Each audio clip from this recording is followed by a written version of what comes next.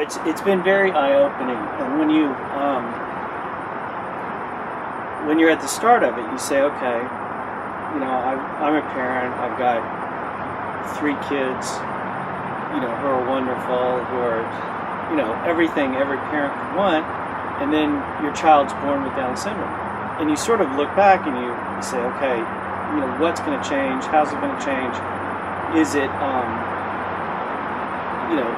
what are their lives going to be like? What's my life? What's my wife's life going to be like? What are our lives together be like? And that's what went through my head. So very early on, I found it was a very humbling experience, not only for myself, but my wife and my children. Very humbling in a very positive way, though.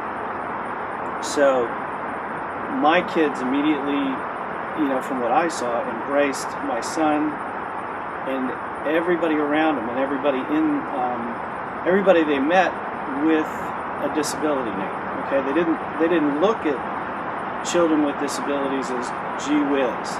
It was more of, that's a real person. That's somebody that has feelings that I'm concerned with.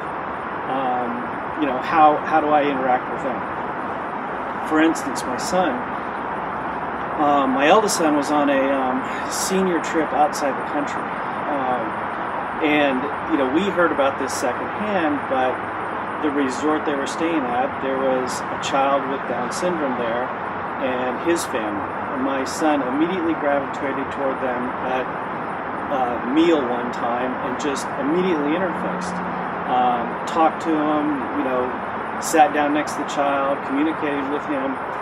And this is a 20-year-old boy in an environment where he doesn't need to act like that. At the Atlantis in the Bahamas, where he was having a really good time.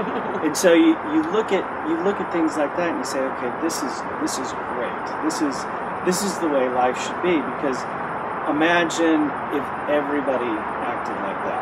Okay, and that's what this has given him.